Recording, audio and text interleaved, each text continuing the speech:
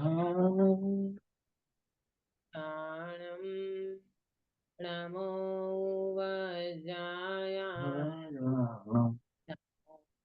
पुरे सव्वसा।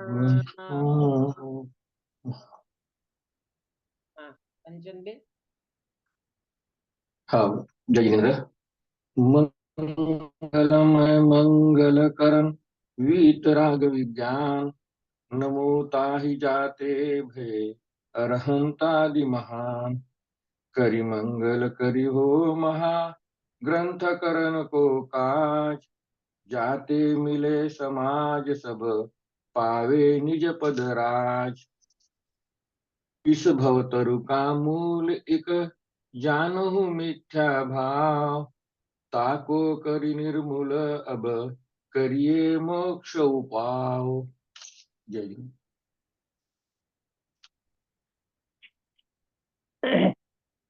बहुत सुंदर मंगलाचरण आपने किया। सुबह मंगल प्रभात की मंगल वेला में हमारी चर्चा मोक्ष मार्ग प्रकाशक जी शास्त्र के अंतर्गत 7वें अधिकार में व्यवहाराभासी मिथ्या दृष्टि का स्वरूप और उसमें धर्म बुद्धि से धर्म धारक व्यवहाराभासी। आवाज आ रही है गिरीश भाई?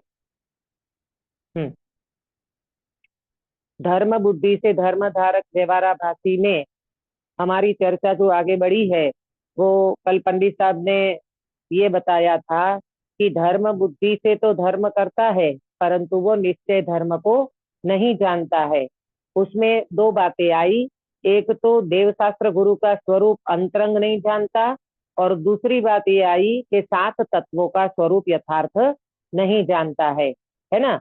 तो सम्यक दर्शन के अन्यथा रूप में देव शास्त्र गुरु का हमने देखा तो उसमें देव का स्वरूप हमने देखा था कि देव भक्ति तो करता है परंतु देव भक्ति का अन्यथा रूप माने अरिहंत देव का पितराकी भगवान का अंतरंग स्वरूप नहीं जानता, मात्र बाहरी स्वरूप जानता है ना।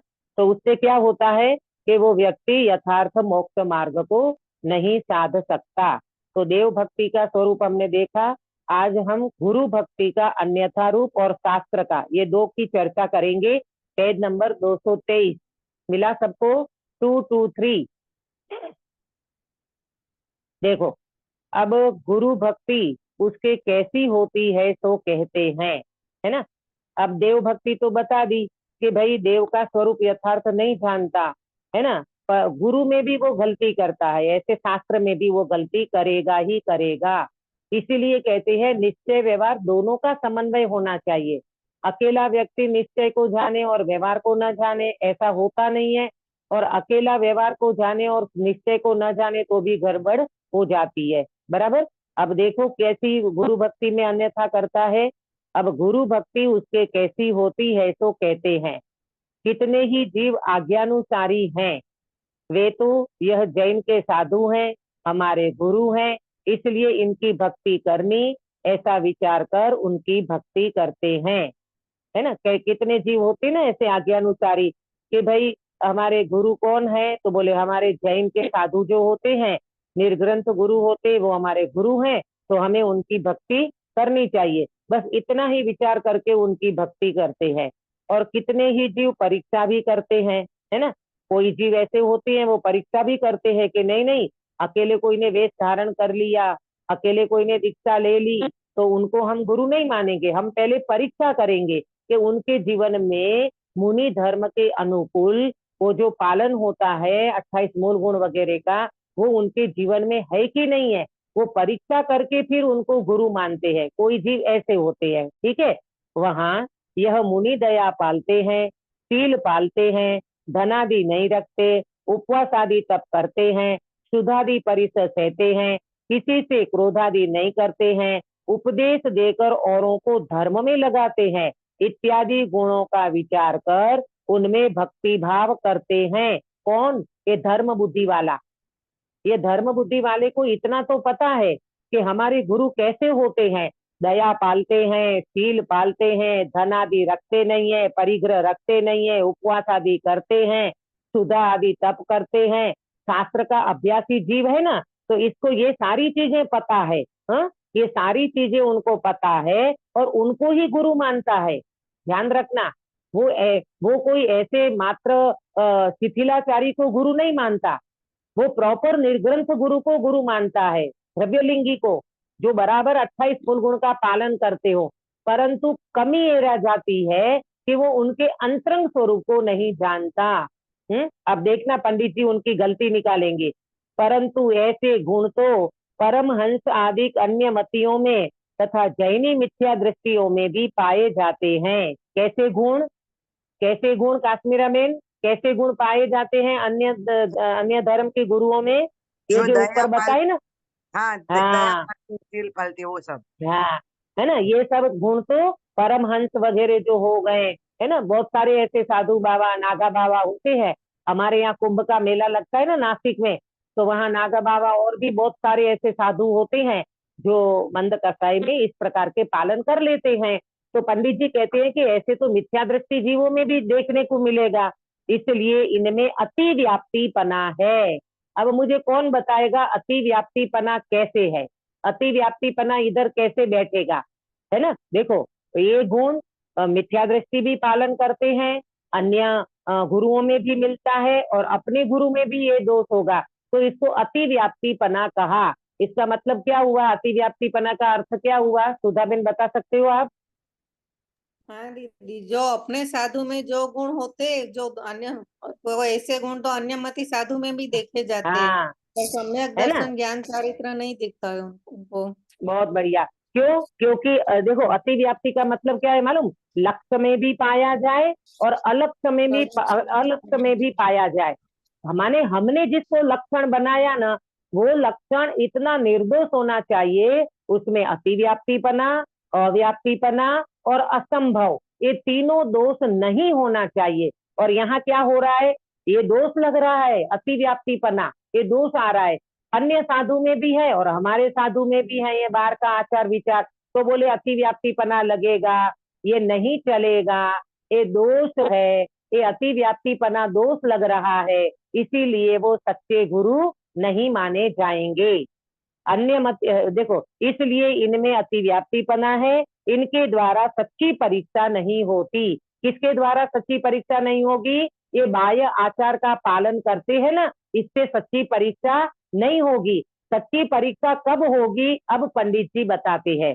तथा जिन गुणों का विचार करते हैं उनमें कितने ही जीवाश्रित हैं, कितने ही पुद्गल आश्रित है, उनके विशेष न जानते हुए असमान जाति मुनि पर्याय में एकत्व बुद्धि से मिथ्या दृष्टि ही रहते हैं। अब देखो जैसे अरिहंत भगवान में भी कुछ गुण पुद्गल आश्रित और कुछ गुण उनके जीवाश्रित थे ना, इसी तरह निर्ग्रंथ गुरु में भी क्या होता है, कुछ गुण पुद्गल आश्रित और कुछ गुण जीवाश्रित। तो ये जो महाव्रत का पालन करते हैं ना, आहार आदि लेने जाते हैं, विहार करते हैं, है ना, तो ये सारे पुद्गल आश्रित गुण कहलाएंगे। बराबर, ये पुद्गल आश्रित गुण कहलाएंगे, ये कोई जीव आश्रित नहीं है। सकाई जीव की दया पालना, है ना, विहार आदि करना, आहार आदि करना, ये सब क्या है, पीछी कमंडल रखना, ये सारा का सारा पुद्गल आश्रित गुण है, ये कोई जीव आश्रित गुण नहीं है। अगर ये जीव आश्रित गुण होते तो सिद्धों में भी रहना चाहिए। गिरीश भाई आपको समझ में आया? हाँ, ये जो गुण बताए ना, ये जो गुण बताए ना, जीव आश्रित और पुद्गल आश्रित, जैसे हमने अरंत भगवान में लिया था ना, छत्र, चामर, भामंडल, है ना, समोसरण, ये सारे पुद्गल आश्रित गुण कहे जाते हैं, है? तो अरिहंत भगवान का जीव आश्रित गुण कौन से? अनंत ज्ञान, अनंत दर्शन, अनंत सुख और अनंत वीर्य। इसी तरह निर्ग्रंथ गुरु में भी समझो, निर्ग्रंथ गुरु में भी विहार करना, आहार लेना, शिष्यों की सारना वारना करना, ये बाहर का पुद्गल आश्रित जो भी कुछ है वो सारा का सारा पुद्गल आश्रित है, इसीलिए वो भी जीव आश्रित नहीं है। तो फिर जीव आश्रित क्या होगा, जीव आश्रित क्या होगा? तो देखो पंडित जी यहाँ पर बताते हैं, हाँ जीव आश्रित बताते हैं। देखो, उनके विशेष न जानते हुए असमान जाति मुनि पर्याय में एकत्व बुद्धि से मिथ्या दृष्टि ही रहते हैं। माने उनके असमान जाति माने उनका शरीर और उनका जीव, शरीर और आत्मा, ये दोनों को मिलकर के जो गुण दिखाई देते हैं ना, ओहो मुनिराज जो तो 28 मूल गुण का पालन करते हैं, वो तो 3 हाथ भूमि देख करके चलते हैं, वो तो स्त्री को संग में रखते नहीं है, वो तो बिल्कुल अकेले विहार करते हैं। ये सारे पुद्गल आश्रित गुण है, ये मुनिराज के जीवाश्रित गुण नहीं समझना। समझ में आ रहा है आपको सभी को? प्रेमलता जी, दीदी तप करना जीव आश्रित किया गिना जाएगा ने क्षुधा हाँ, आदि तप देखो उपवास है। सुनो, तप करने में अकेले अकेले उपवास करना वो नहीं, अकेले अकेले विषय कषाय और आहार, फिर उपवास की 2 परिभाषा समझना, एक अंतरंग और एक बहिरंग। बहिरंग में क्या छूटता है? आहार, विषय और कषाय, ये 3 चीज छूटती है ना? तो ये तीनों की तीनों पुद्गल आश्रित है काश्मीरा बेन, हाँ हाँ दीदी, हाँ तो फिर बराबर। जीव, हाँ हाँ हाँ, फिर जीवाश्रित तप क्या समझना? इच्छा निरोध तपः, हाँ हाँ हाँ इच्छा का निरोध किया, वो जीव की इच्छा होती है, वो जीव आश्रित है। दूसरी बात, अपने स्वरूप में लीन होना, ये वास्तव में सच्चा तप है, तो ये जीव आश्रित है, बराबर। और पुद्गल आश्रित तप को अगर कहेंगे ना, तो बहिरंग तप जो है वो पुद्गल आश्रित, जिसमें आहार, विषय और कषाय, ये 3 चीजें छूटती है, तो वो बहिरंग तप कहलाएगा। देखो अपने क्या बोलते, कई बेचारे भिखारी लोग होते हैं ना, जिसको खाने को नहीं मिलता, उसका भी आहार छूट जाता है, वो भी बेचारा कभी ऐसे बैठा रहता है, विषय कषाय मंद पड़ा रहता है। ठीक है, नहीं मिला तो बैठ जाओ, मिला तो खा लो, नहीं मिला तो बैठ जाओ। ये कुत्ता वगैरह बिल्ली वगैरह क्या करते हैं? मिले तो खा लेते हैं, नहीं मिले तो बैठ जाते हैं अकेले, है ना? तो इसी तरह से ये परिभाषा उपवास की प्रॉपर नहीं है। अकेले आहार को छोड़ देना, विषय कषाय को छोड़ देना, इतने मात्र से सच्चा उपवास नहीं कहलाता। गुरुदेव श्री इसको लांघन कहते थे। अगर तुम्हें अंतरंग स्वभाव का पता नहीं है, तुम्हें अंदर में अपने निकट में उपयोग आत्मा में नहीं जाता, और इच्छा का निरोध नहीं करते, स्वभाव का आश्रय नहीं करते, स्वभाव में लीन नहीं होते, तो वो सच्चा उपवास नहीं कहलाता। इसलिए उपवास को भी दोनों प्रकार से समझना, है? तो तब उनका अंतरंग तप तो इच्छा का निरोध होना और स्वभाव में लीन होना, ये मुनिराजों का सच्चा तप गिना जाएगा, बराबर। अब देखो, तो फिर मुनिराज का सच्चा अंतरंग स्वरूप क्या है? मुनिराज का सच्चा जीव आश्रित गुण कौन से हैं? पंडित जी बता रहे हैं।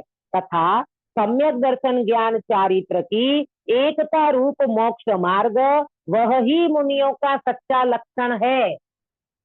बोलो काश्मीरा बेन, समझ में आया? हाँ मुनिराज दीदी, का हाँ सच्चा लक्षण कहाँ से शुरू किया?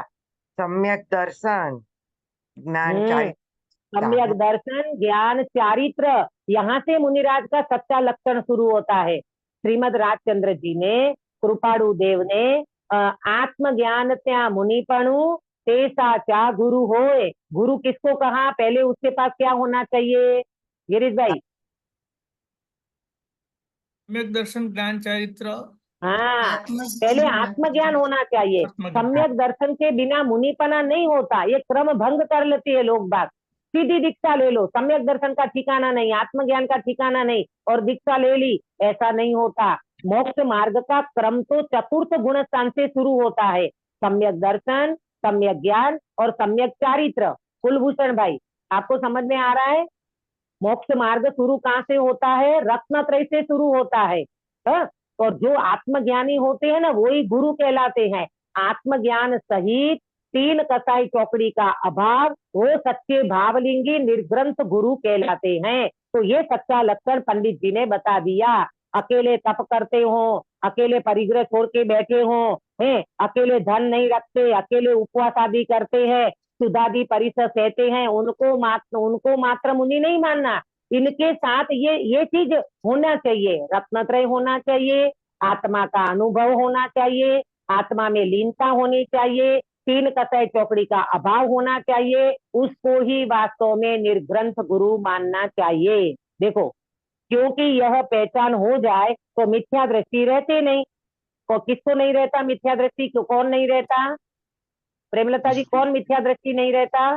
ये गुरु जो गुरु जो है नहीं नहीं नहीं, मिथ्या नहीं, दृष्टि ये नहीं जो रहेगा। परीक्षा करते हैं ना भाई, व्यवहार भाषी बुद्धि पूर्वक, तो ये हाँ, धर्म बुद्धि, ये आप भूल जाते हो बार बार। धर्म बुद्धि से धर्म धारक व्यवहाराभासी। व्यवहाराभासी, धर्म बुद्धि से धर्म धारक व्यवहाराभासी, अगर अंतरंग बहिरंग दोनों स्वरूप समझता, जीव पुद्गल दोनों को भिन्न भिन्न समझता मुनिराज के गुण को, तो वो व्यक्ति मिथ्या दृष्टि नहीं रहता। गिरीश भाई ये यहाँ पर कह रहे हैं पंडित जी, आया समझ में? आप नहीं, ध्यान दो। इसमें लिखा है ना, क्योंकि माने उससे माने ये जो भी सम्यक दर्शन ज्ञान चारित्र की एकता रूप मोक्ष मार्ग हाँ भी मुनियों का सच्चा लक्षण है, उसे नहीं हाँ, पहचानते, माने वो मुनि नहीं पहचानते, क्योंकि वो नहीं नहीं नहीं, मुनि सुनो सुनो सुनो, ये मुनिराज की बात नहीं है। वो कौन नहीं पहचानता? धर्म अच्छा तो बुद्धि से अच्छा, धर्म धारक व्यवहारा भाषी की चर्चा चल रही है प्रभु। ठीक है, वो नहीं पहचानते, ठीक है। हाँ, वो नहीं पहचानता। उनने क्या करा गिरीश भाई, उनने क्या करा? उनने मात्र बाहरी स्वरूप को समझ लिया कि ये गुरु हैं, समझे? दया बराबर। पालते हैं, शील पालते हैं, उपवास करते हैं, धन रखते नहीं है, ये 28 मूल गुण का पालन करते हैं। मात्र बाहरी लक्षण समझ करके उनको अगर वो गुरु मान लिया ना, तो वो कहते हैं कि वो वास्तव में मिथ्या दृष्टि ही बना रहेगा। अगर प्रॉपर अंतरंग बहिरंग स्वरूप मुनिराज का नहीं समझेगा, तो वो व्यक्ति मिथ्या दृष्टि बना रहेगा। कौन? धर्म बुद्धि से धर्म धारक व्यवहारा भाषी। काश्मीरा बेन, आपको पकड़ में आ रही है बात? सुधा बेन? हाँ दीदी। हाँ दीदी, हाँ हाँ हाँ हाँ। हाँ दीदी। हाँ, नहीं आप लेकिन प्रॉपर एक समझो मिनट, किसकी बात चल रही है। मैं हाँ क्या बोल रहा हूँ, आगे जो लिखा था ना कि उनके विशेष न जानते हुए असमान जातीय मुनि पर्याय में एकत्व बुद्धि से मिथ्या दृष्टि ही रहते हैं, तो ये मिथ्या हम्म, दृष्टि ही रहते हैं, वो कौन? जो वो ये नहीं, वो धर्म बुद्धि से धर्म धारक व्यवहारा भाषी, उसकी चर्चा चल रही है कि वो क्या मिक्स करता है। वो असमान जाति माने मुनिराज का शरीर और मुनिराज की आत्मा, ये दोनों असमान जाति जो पर्याय है ना, उसमें वो एकत्व बुद्धि माने वो मुनिराज 28 मूल गुण का पालन करते, ये हमारे गुरु है बस, है आहार विहार करते हैं, ये हमारे गुरु हैं। तो पंडित जी कहते भैया तूने सच्चा लक्षण नहीं पहचाना मुनिराज का। मुनिराज का सच्चा लक्षण तो रत्नत्रय से शुरू होता है, और तीन बराबर। कसाई चौकड़ी के अभाव पूर्वक निर्ग्रंथ भावलिंगी संत होंगे, उनको ही वास्तव में सच्चा मुनि समझना। अगर ऐसा नहीं समझता तो वो मिथ्या दृष्टि बना रहेगा। कौन? धर्म बुद्धि से धर्म धारक व्यवहारा भाषी। हाँ हाँ, ऐसा समझना। इस प्रकार ये जो यदि जीव मुनियों का, अंतरंग अंतरंग जो रहता है सम्यक दर्शन ज्ञान चरित्र, उसको पहचानना तो बहुत आई मीन लेकिन मुश्किल है। फिर भी अनुमान देखो गिरीश भाई, फिर भी उनका अनुमान तो अपन लगा ही सकते हैं ना।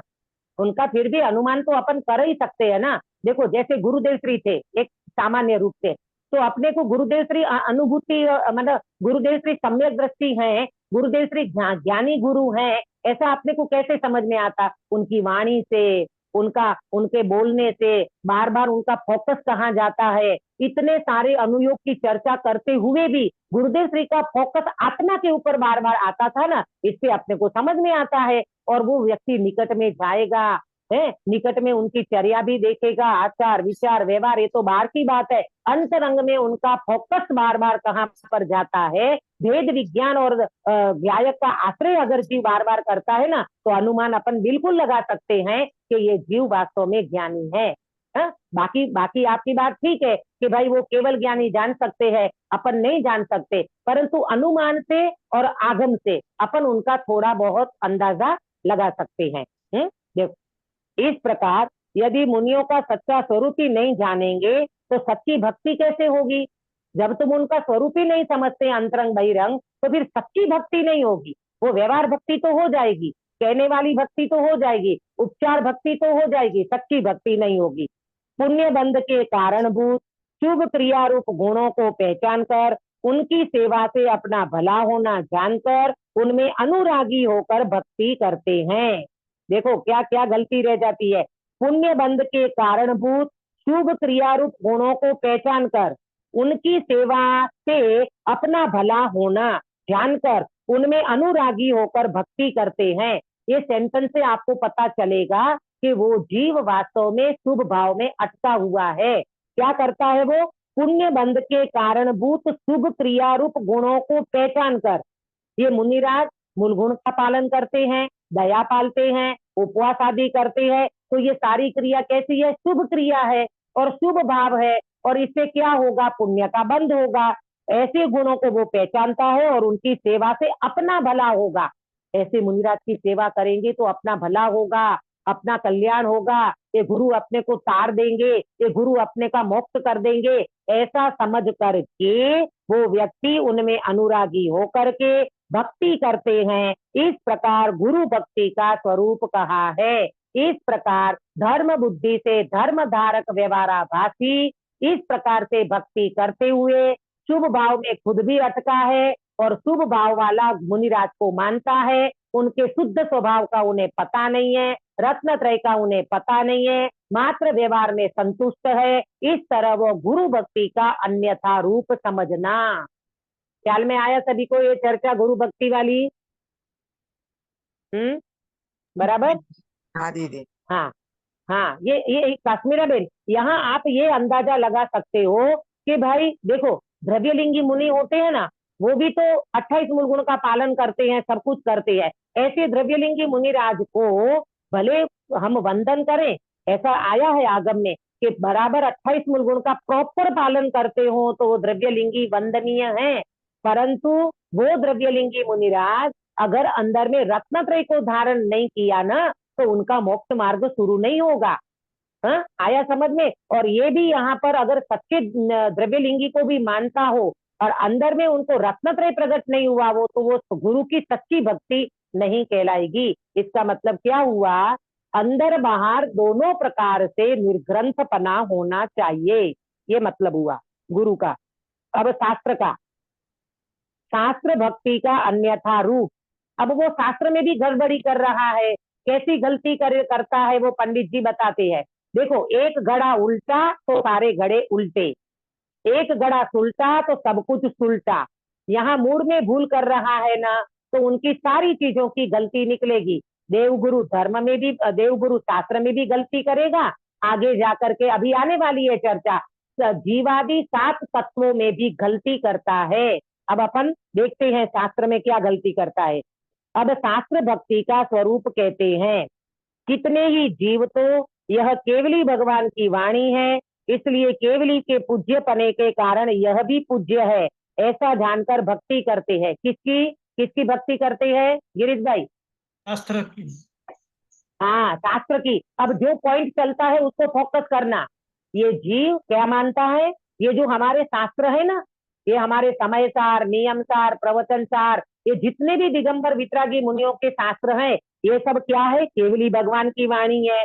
अब केवली भगवान की वाणी होने के कारण उनको पूज्य मानता है, ठीक है, ऐसा जानकर उनकी भक्ति करते हैं। तथा कितने ही इस प्रकार परीक्षा करते हैं कि इन शास्त्रों में विरागता, दया, क्षमा, शील, संतोष आदि का निरूपण है, इसलिए यह उत्कृष्ट है, ऐसा जानकर भक्ति करते हैं। देखो, फिर से वो जीव गलती करेगा। क्या गलती करता है मालूम? वो उनको ये लगता है कि हमारे शास्त्रों में विरागता की बातें हैं, वैराग्य की बातें हैं, क्षमा की बातें हैं, दया, शील, समता, संतोष, ये सारी चीजें हमारे शास्त्रों में निरूपण की है, इसीलिए हमारी जिनवाणी उत्कृष्ट है, हमारे शास्त्र उत्कृष्ट हैं, ऐसा जान करके वो शास्त्र की भक्ति करता है। कौन? कर्म बुद्धि से धर्म बुद्धि से धर्म धारक व्यवहाराभासी। अब पंडित जी उसकी गलती बताएंगे। तो ऐसा कथन तो अन्य शास्त्र वेदांत आदि में भी पाया जाता है। ये जो बौद्ध वेदांत दर्शन है ना, अन्य दर्शन में भी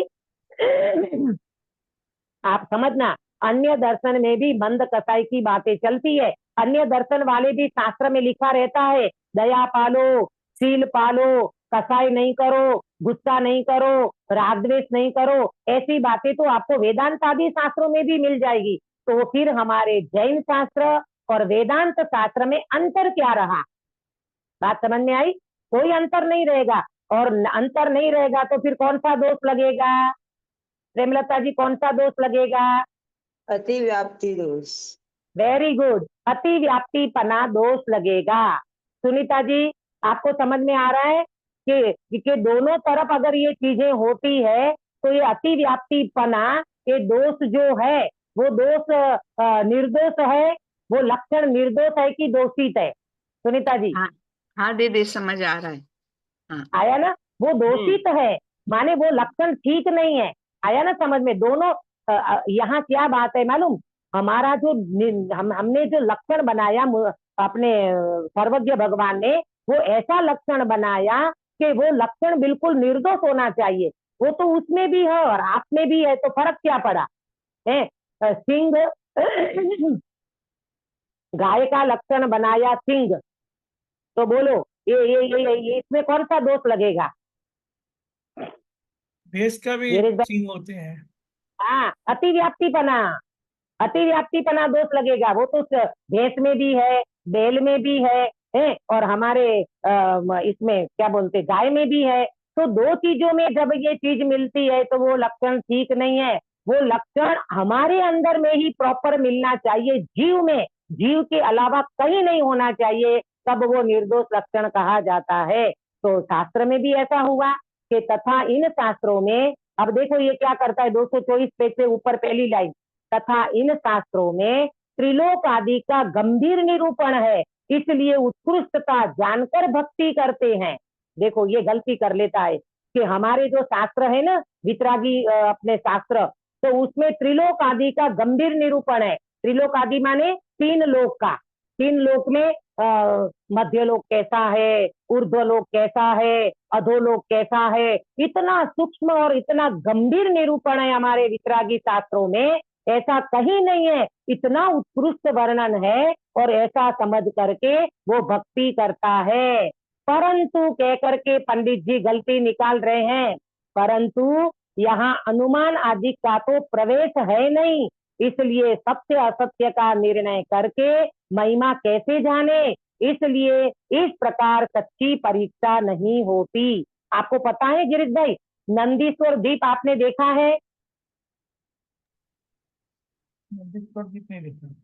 नहीं देखा, ठीक है। तो फिर आप नंदीश्वर का वर्णन कैसे समझते हो, किससे समझते हो? शास्त्र से। शास्त्र से समझते हो ना? तो शास्त्र से समझते कि आप अनुमान लगाते हो नंदीश्वर ऐसा होगा, वहां 52 प्रकार की जिन मंदिर है, फिर उत्तर में, दक्षिण में, पूर्व में, पश्चिम में 13 13 13 13 इस तरह से होगा। ये तो अपन शास्त्र से लेकर के अनुमान लगाते हैं, हमने कोई प्रत्यक्ष आंखों से देखा नहीं है। तो सत्य असत्य का निर्णय करे बिना उनकी महिमा कैसे जाने, इसलिए इस प्रकार सच्ची परीक्षा नहीं होती। तो कैसे होगी सच्ची परीक्षा? अब पंडित जी बताती हैं, यहाँ तो अनेकांत रूप सच्चे जीवादि तत्वों का निरूपण है और सच्चा रत्नत्रय रूप मोक्ष मार्ग दिखलाया है, उसी से जैन शास्त्रों की उत्कृष्टता है, उसे नहीं पहचानते। अब मैं आपको एक बात बताना चाहूंगी जो बिल्कुल मार्मिक बात है। देखो पंडित जी क्या कह रहे हैं मालूम? कि भाई तुमने अगर त्रिलोक की रचना समझ करके शास्त्रों की महिमा करता है, तो क्या मात्र त्रिलोक की रचना से ही संतुष्ट हो जाना, उतने उतने मात्र से अपने को शास्त्र की महिमा लाना?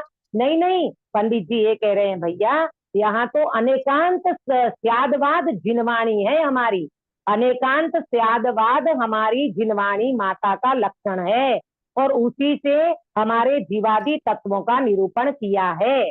आया समझ में? अनेकांत और स्यादवाद, पता है अनेकांत माने क्या?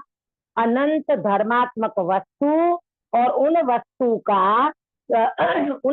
का स्यादवाद माने अपेक्षा से कथन करना, इसको कहते हैं अनेकांत स्यादवादमयी वाणी। हमारी आत्मा नित्य भी है और अनित्य भी है, एक भी है अनेक भी है, सत भी है असत भी है। ये कौन बताता है? ये हमारी अनेकांत स्यादवादमयी जिनवाणी बताती है। ये हमारे शास्त्र में लिखा हुआ है और इनने मात्र किसको पकड़ा? इनने मात्र त्रिलोक की रचना को पकड़ा, इनने मात्र दया दान शील संतोष आदि लिखा है उसको पकड़ा, इनने अंदर में अनेकांत स्यादवाद का तो पकड़ा ही नहीं, रत्नत्रय को तो पकड़ा ही नहीं, जीवादि तत्वों का निरूपण किया है उसको उन्हें नहीं पकड़ा। इसीलिए वो व्यक्ति क्या करता है, सच्ची जिनवाणी को नहीं पहचानता। अगर ऐसी जिनवाणी को नहीं पहचानोगे तो पंडित जी कहते हैं सच्चे रत्नत्रय रूप मोक्ष मार्ग जिसमें दिखलाया, उसी से जैन शास्त्रों की उत्कृष्टता है, उसे नहीं पहचानता, क्योंकि यह पहचान हो जाए तो मिथ्या दृष्टि रहती नहीं। कौन नहीं रहता मिथ्या दृष्टि? धर्म व्यवहार बुद्धि से भाषी धर्म बुद्धि से ये धर्म व्यवहार धारक भाषी, व्यवहार भाषी। धर्मधारक व्यवहार भाषी। हाँ, धर्म बुद्धि से धर्म धारक व्यवहाराभासी, वो व्यवहाराभासी नहीं रहता, वो सच्चा आत्मार्थी हो जाता, वो सच्चा मोक्ष मार्गी हो जाता। परंतु मालूम, आप समझना, मैं आपको बताती हूँ, उनने दो गलती करी। क्या दो गलती करी? एक तो व्यवहार में दयादान शील संयम की जो बातें बताई है उसको पकड़ लिया, तो चरणानुयोग को पकड़ लिया और कर्णानुयोग को पकड़ लिया, ठीक है। और उनका पालन करने वाले महापुरुषों को भी उनने समझ लिया। एक प्रकार से यूं कहे तो मुख्य क्या छोड़ दिया कंचन बेन? मुख्य रूप से कौन सा अनुयोग छोड़ दिया उन्होंने? उन्होंने द्रव्यानुयोग हाँ, द्रव्यानुयोग छोड़ दिया, क्योंकि द्रव्यानुयोग में 7 तत्वों की चर्चा आई है, द्रव्यानुयोग में रत्नत्रय की चर्चा आई है। और मालूम, द्रव्यानुयोग को समझे बिना अन्य अनुयोग को समझ भी लोगे ना तो भी आपका काम होने वाला नहीं है, क्योंकि अन्य अनुयोग तो वास्तव में देखा जाए तो द्रव्यानुयोग से जीव का कार्य सिद्ध होता है, अन्य अनुयोग से तो बहुत उपचार होता है। प्रथम में प्रथम जीव 7 तत्व का निर्णय करे, प्रथम में प्रथम जीव 7 तत्व का श्रद्धान करे, प्रथम में प्रथम जीव रत्नत्रय को पहचाने, देव गुरु शास्त्र का स्वरूप पहचाने, तब जाकर के जीव को क्या होता है? रत्नत्रय की प्राप्ति होती है। तो इस प्रकार ये धर्म बुद्धि धर्म धारक व्यवहाराभासी मात्र बाहरी जिनवाणी में बताई हुई बातों को पकड़ लिया, दया दान पूजा भक्ति संत शास्त्र का निरूपण जो बताया बाहर में उसको तो उन्हें पकड़ लिया है और अंदर का स्वरूप नहीं समझा। कर्णानुयोग की बात में त्रिलोक रचना को पकड़ा, वो कहता है इतना गंभीर वर्णन है अन्य कहीं पर भी नहीं मिलेगा। परंतु भैया तुम एक बात तो चूक गए, तुमने अनेकांश त्यागवाद को तो समझा नहीं। अरे हमारी अनेकांश त्यागवादी वाणी होती है ना, वो कहाँ से चलती है? वो सबसे पहले जीवादि का निरूपण करती है, रत्नत्रय का निरूपण करती है। तो तुमने द्रव्यानुयोग को तो बिल्कुल छोड़ दिया। अब उसके आश्रय बिना कोई भी जीव की वाणी ये सच्ची वाणी भी नहीं कहलाएगी, सच्चा शास्त्र भी नहीं कहलाएगा। क्यों? अभी बताया ना पंडित जी ने, वेदांत आदि शास्त्रों में भी ऐसी बातें तो आती है, दया करो, शील पालो, ब्रह्मचर्य पालो, पूजा करो, है ना, ये सब करो। तो ये ऐसी वाणी तो अन्य दर्शन में भी ऐसा शास्त्रों में लिखा है, और तुम जैन शास्त्रों का कंपैरिजन भी उनके साथ करोगे तो तुम्हारा मेल नहीं खाएगा, तुम्हारी सच्ची शास्त्र भक्ति नहीं होगी, ऐसा उनने समझाया, पंडित जी ने ऐसा बताया। इसलिए धर्म बुद्धि धर्म धारक व्यवहाराभासी, देव की भी परीक्षा में सच्चा नहीं हो पाया, अन्यथा रूप समझ लिया, गुरु का भी अन्यथा रूप समझा और शास्त्र का भी अन्यथा रूप समझा, ये तीनों में वो फेल हो गया। अब आते हैं यहाँ पर पंडित जी उनके 7 तत्वों का भी अन्यथा रूप बताएंगे कि ये धर्म बुद्धि धर्म धारक व्यवहाराभासी 7 तत्वों में भी कैसी गड़बड़ी करता है, कैसे अन्यथा मानता है, उसकी चर्चा अभी करते हैं। देखो पहले बताएंगे पंडित जी, मालूम वो जीव अजीव का अन्यथा रूप तो बाद में लेंगे। पंडित गिरीश भाई यहाँ पर भाव भाषण का पूरा चैप्टर आएगा। ये भाव भाषण नहीं है ना जीव को तो वो बिल्कुल फेल हो जाता है मोक्ष मार्ग में। देखो इस प्रकार इसको देव गुरु शास्त्र की प्रतीति हुई, किसको? धर्म बुद्धि धर्म धारक व्यवहाराभासी को। हाँ, ये बारी अभी बाहर से ही प्रतीति हुई है, इसलिए व्यवहार सम्यक तो हुआ मानता है, वो मानता है, पंडित जी नहीं कह रहे हैं, वो मानता है मुझे देव शास्त्र गुरु की प्रतीति है, मुझे श्रद्धान है, तो मुझे कौन सा सम्यक तो हो गया? काश्मीरा बेन कौन सा सम्यक तो हो गया इनको? व्यवहार सम्यक्त्व। पर बोलो निश्चय के बिना व्यवहार होता है क्या? नहीं होता, नहीं। नहीं दीदी, नहीं अब तक होता तो है। हम ऐसा ही मानते थे, अभी आपसे सुनने के बाद नहीं तो अब तक तो ऐसे हाँ हमको साक्षात देव गुरु हाँ साक्षात भक्ति करते तो हम तो समखिती है, हम तो समखिती है। हाँ, है ना, तो ये गलती निकली ना अपनी कि भाई हाँ, हाँ। पहले निश्चय होना चाहिए। देखो एक एग्जाम्पल समझो कि एक कन्या है ना, एकदम सिंपल एग्जाम्पल, एक कन्या है। हाँ, एक कन्या जब तक उनका उनका जीवन साथी नक्की नहीं होता तब तक उनका ससुर पक्ष और पियर पक्ष, ये दो पक्ष खड़े होते क्या? नहीं, सुधा बेन आता ही नहीं है। नहीं, नहीं, नहीं होते ना, क्यों नहीं होते? अरे भैया अभी पुरुष पक्ष नक्की नहीं हुआ ना, अब जीवन साथी कौन है किस व्यक्ति के साथ वो जीवन उनका गुजारना है, ये हमने उनका तय नहीं किया है।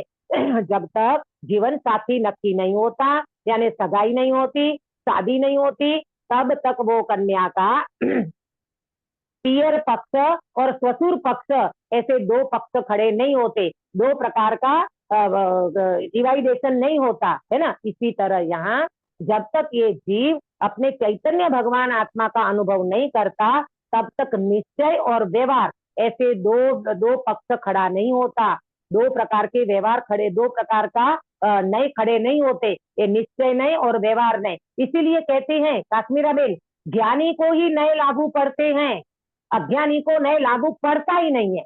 क्यों? हाँ हाँ हाँ, क्योंकि अज्ञानी को हुआ ही नहीं है ना सम्यक दर्शन। हाँ, अज्ञानी को सम्यक दर्शन हुआ ही नहीं है, अज्ञानी ने चैतन्य भगवान आत्मा का आश्रय किया नहीं है, रत्नत्रय प्राप्त किया नहीं है, तो उनका दो पक्ष कैसे खड़ा होगा, निश्चय और व्यवहार। इसलिए मालूम ये व्यवहाराभासी है, ये चारों के चार व्यवहाराभासी हैं।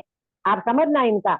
देखो मेरे ख्याल से इसमें आया ना, क्या बोलते हैं इसको, ये धर्म बुद्धि से धर्म धारक व्यवहाराभासी। तो व्यवहाराभासी का मतलब व्यवहार है नहीं, व्यवहार का मात्र आभास है। गिरीश भाई क्या बोला? व्यवहार व्यवहार नहीं है, लेकिन सिर्फ व्यवहार का आभास है। आभास है। अपन वो दृष्टांत दिया था ना कि गाड़ी में बैठ करके जाती हो और बहुत धूप है, रोड पे सड़क पे, तो क्या दिखाई देता है दूर दूर? पानी।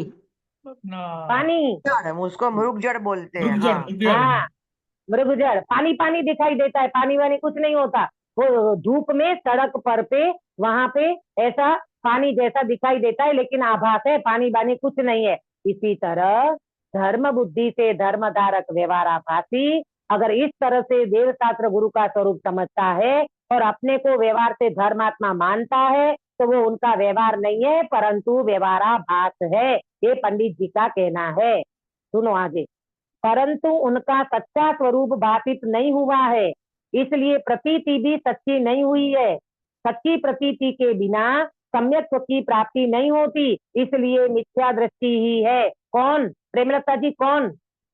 धर्म बुद्धि से धर्म धारक व्यवहाराभासी। हाँ, मैं बार बार इसलिए बुलवाती हूँ कि आपको फोकस रहे कि चर्चा किसकी चल रही है ना। ये धर्म बुद्धि से धर्म धारक व्यवहाराभासी को पंडित जी कहते हैं कि वो सच्चा स्वरूप उनको भाषित नहीं हुआ है, तो उनकी प्रतीति भी सच्ची नहीं है, और सच्ची प्रतीति के बिना सम्यक्त्व की प्राप्ति नहीं होती है, इसीलिए वो जीव मिथ्या दृष्टि ही बना रहता है। बराबर। अब देखो सप्त तत्व का अन्यथा रूप, इसमें पहले पंडित जी भाव भाषण की बात करेंगे। और हाँ, तो व्यवहाराभासी मेन किसको, व्यवहाराभासी नहीं, मतलब व्यवहार से धर्म किसको बोलेंगे? जैसे दया दान करते हैं हाँ तो नहीं, उसमें सुनो आत्मा व्यवहार का से, अलग से हाँ आएगा समझ गई मैं आपका प्रश्न। व्यवहार वाला किसको कहेंगे? निश्चय पूर्वक का ही व्यवहार को व्यवहार कहते हैं। मैंने अभी दृष्टांत दिया ना, कन्या अगर जीवन साथी को नक्की कर लिया तो ही उनका दो पक्ष खड़ा होगा, ससुर पक्ष और पियर पक्ष। ठीक है। इसी तरह जो जीव ने आत्मा की अनुभूति कर ली, रत्नत्रय प्राप्त कर लिया, उसको ही निश्चय पूर्वक का व्यवहार कहा जाएगा। फिर वो व्यवहार में दया दान शील संयम तप करता हो तो उनका व्यवहार से ये माना जाएगा, आभास नहीं होगा, उसको सच्चा कहा जाएगा। और आया अभी समझ हम में? करते हैं जो हम करते हैं पूजा पाठ हम दया पढ़ते हैं दान। तो अभी हमारा जब तक सम्यक दर्शन नहीं है तब तक सच्चा नहीं कहलाएगा। हाँ, अब आगे चर्चा आने वाली है। सम्यक सन्मुख मिथ्या दृष्टि, अब वो सम्यक के सन्मुख जा रहा है। अगर आप ऐसा अभ्यास कर रहे हो ना, अगर आप प्रॉपर समझ रहे हो ना, अगर आपका तत्व विचार चल रहा है ना, अंदर में आपको लगता है कि मुझे आत्मा कल्याण ही करना है और मुझे कुछ भी नहीं करना है, तो फिर आगे सम्यक तो सन्मुख मिथ्या दृष्टि में अपन देखेंगे कि ये लक्षण हमारे में है कि नहीं। तब आप तय करना कि नहीं नहीं सही बात है, हमें एक भी आभास में नहीं है, हमारा तो पुरुषार्थ सही चल रहा है और हम सम्यक की नजदीक हैं और हम आत्म कल्याण में लगे हुए हैं। ये अपन सेल्फ ऑब्जर्वेशन करना। ठीक है जी। देखो, तथा शास्त्र में तत्वार्थ श्रद्धानम सम्यक दर्शनम, ये तत्वार्थ सूत्र का दूसरा सूत्र है ना।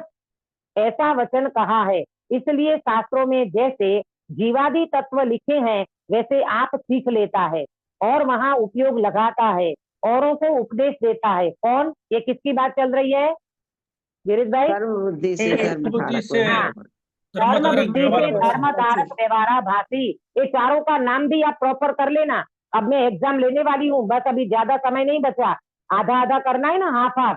ये 7 तत्व हो जाए ना, फिर अपन क्विज करेंगे। तो क्योंकि विषय थोड़ा लंबा है इसलिए अपन डिवाइड करा है इसको। हाँ देखो, तो उनको तत्वों का भाव भाषित नहीं होता, और यहाँ उस वस्तु के भाव ही का नाम तत्व कहाँ है? तो भाव भाषित हुए बिना तत्वार्थ श्रद्धान कैसे होगा? भाव वासना क्या है? तो कहते हैं, देखो अभी समझो आप। पहले पंडित जी ने इसमें बताया तत्वार्थ सूत्र का दूसरा सूत्र। पहला सूत्र कौन सा है तत्व सूत्र का, कंचन बेन? पहला सूत्र सम्यक दर्शन ज्ञान बहुत बढ़िया। चारित्राणि मोक्ष। सम्यक दर्शन ज्ञान चारित्राणी मोक्ष मार्ग, ये पहला सूत्र। दूसरा सूत्र सुधाबेन, दूसरा सूत्र यहाँ लिखा है तत्वार्थ श्रद्धानम सम्यक दर्शनम, ये लिखा है ना यहाँ पर। देखो, तत्वार्थ श्रद्धानम सम्यक दर्शनम, ऐसा वचन कहा है। इसलिए शास्त्रों में जैसे जीवादि तत्व लिखे हैं वैसे आप सीख लेता है। कौन सीख लेता है? कौन सीख लेता है काश्मीरा बेन?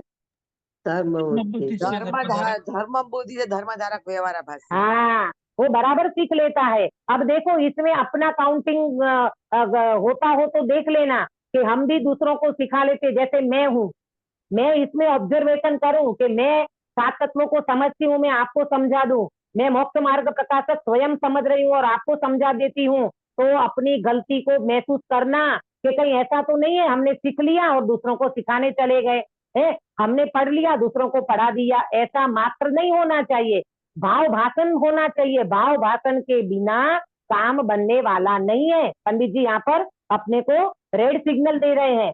वैसे आप सीख लेता है धर्म बुद्धि वाला, अपने को भी देखना कि अपने में तो कहीं ऐसा नहीं हो रहा है, और वहां उपयोग लगाता है, औरों को उपदेश देता है, खुद समझता है, खुद उपयोग लगाता है, दूसरों को उपदेश देता है, दूसरों को सिखाता है, समझाता है, परंतु उन तत्वों का भाव भाषित नहीं होता। किन तत्वों का? 7 तत्वों का भाव भाषित नहीं है। जीव कौन, अजीव कौन है, उनका अंतरंग स्वरूप उसको पता नहीं है। तो कहते हैं, और यहाँ उस वस्तु के भाव ही का नाम तत्व कहाँ है ना? तस्य भावस्य इति तत्वम, तत्व किसे कहते हैं? जिसका जो भाव होता है उसको तत्व कहते हैं। शक्कर का भाव मिठास है, शक्कर का तत्व मिठास है, नमक का तत्व खारापन है, नींबू का तत्व खट्टापन है। तो जीव का तत्व, गिरीश भाई, जीव का तत्व क्या लोगे? ज्ञान ज्ञान दर्शन चारित्र, ये जीव का तत्व है, जीव का भाव है। तो पंडित जी क्या कह रहे हैं? तो भाव भाषित हुए बिना, भाव भाषण करे बिना तत्व श्रद्धान कैसे होगा? अरे उन चीज का भाव भाषण नहीं है। देखो मैं बताऊं आपको, इमली, हाँ, इमली नाम लेते काश्मीरा बेन क्या होता है? सच्चा बताना। मुंह पानी आ गया। मुंह में पानी आता है। सुनो, पहले ऐसा आगे नहीं बढ़ो। इमली नाम लेते ही मुंह में पानी क्यों आता है? इसका जवाब दो। क्योंकि उनका खट्टा टेस्ट है ना, वो उसका भाव भाषण है हमको। भाव वासन होता भाव है। भाषण है। हाँ, ये बोलो, ये शब्द बोलो दीदी। हमको इमली के खट्टापन का भाव भाषण है, इसीलिए इमली नाम लेते ही हमको अंदर में एकदम मुंह में पानी आता है। इसका नाम है भाव भाषण। भाव भाषण का दूसरा अर्थ नोट करना, फीलिंग। फीलिंग को भाव भाषण कहते हैं। किसको? फीलिंग को भाव भाषण कहते हैं। आया समझ में? तो देखो पंडित जी का फोकस किसके ऊपर है? फीलिंग के ऊपर है भाई। जब तक तुझे फीलिंग नहीं होगा तब तक तू क्या नहीं कर सकता, तब तक तू सप्त तत्वों को प्रॉपर नहीं समझ सकता। देखो, भाव भाषण के लिए अगर अपन, समय हो गया क्या? मेरे पास घड़ी नहीं है आज गिरीश भाई। हाँ, जस्ट हुआ अभी, हाँ, अभी जस्ट कंप्लीट हुआ 6:45। कंप्लीट हुआ ना? बस 1 मिनट में छोड़ती हूँ। देखो, भाव भाषण को आपको महसूस कराऊं रोड क्रॉस करते हो तब आपको भाव भाषण सहित रोड क्रॉस करते हो कि नहीं? हाँ। उसमें हाँ। आपको क्या भाव भाषण होता है? नहीं, बराबर मैं- देख के करते रहेंगे तो फिर एक्सीडेंट हो तो जाएगा नहीं आगे। देखेंगे तो हाँ, एक्सीडेंट। आपको कैसा भाव भाषण है मालूम?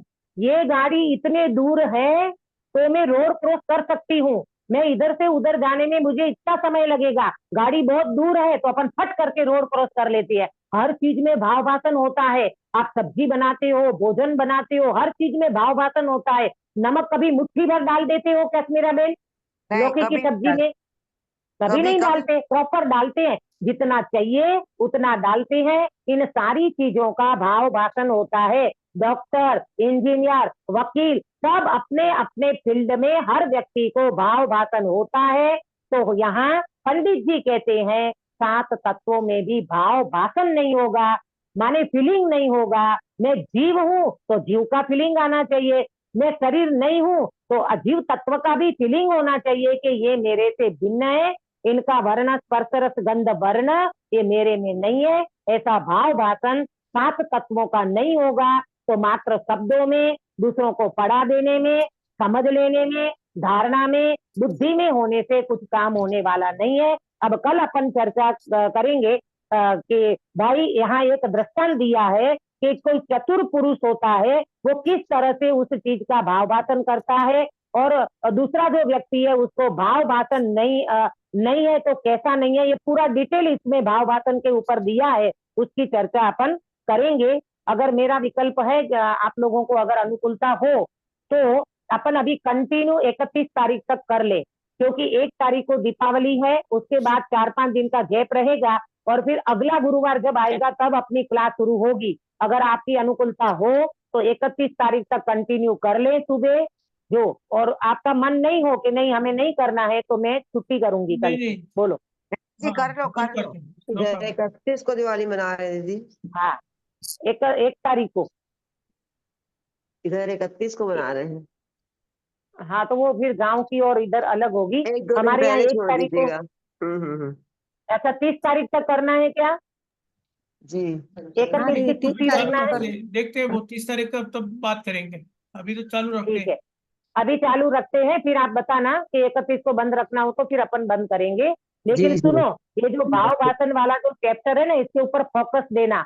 अपन केवल शब्दों से तो नहीं पढ़ जाते शास्त्रों को, अपन उनका फीलिंग करें उन चीज को तो बहुत अच्छा लगेगा, बहुत मजा आएगा।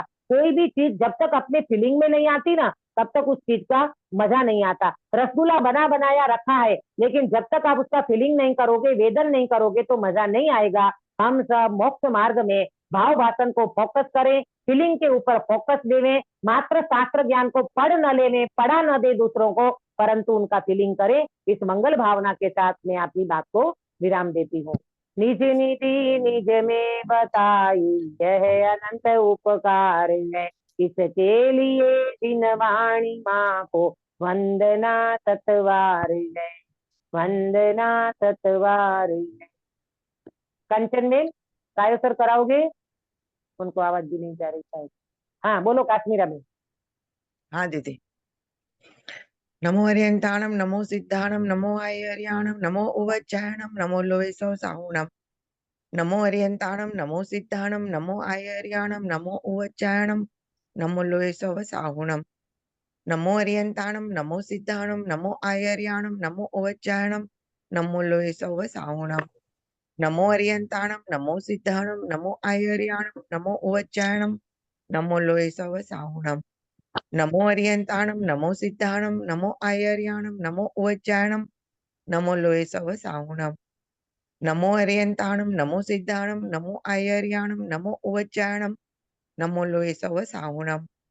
नमो हरियंताणम, नमो सिद्धाणम, नमो आयर्याणम, नमो उवज्जायणम, नमो लोहे सव साहुणम। नमो हरियंताणम, नमो सिद्धाणम, नमो आयर्याणम, नमो उवज्जायणम, नमो लोहे सव साहुणम। नमो हरियंताणम, नमो सिद्धाणम, नमो आयर्याणम, नमो उवज्जायणम, नमो लोहे सव साहुणम। नमो हरियंताणम। बोलो अंतर्मुख मुद्राधारी सर्वजिनेन्द्र भगवान की जय हो। जय जय हो। नित्य बोधिनी द्वादशांग में जिनवाणी माता की जय जय हो। हो। तीन कम 9 करोड़ सर्वे वितरागी महामुनि राजों की जय हो। जय परम हिंसामय वितरागी जैन धर्म की जय हो। जय सभी को जय जिनेन्द्र। जय जय जिनेन्द्र। जिनेन्द्र। कल का मंगलाचरण प्रेमलता जी आप करोगे?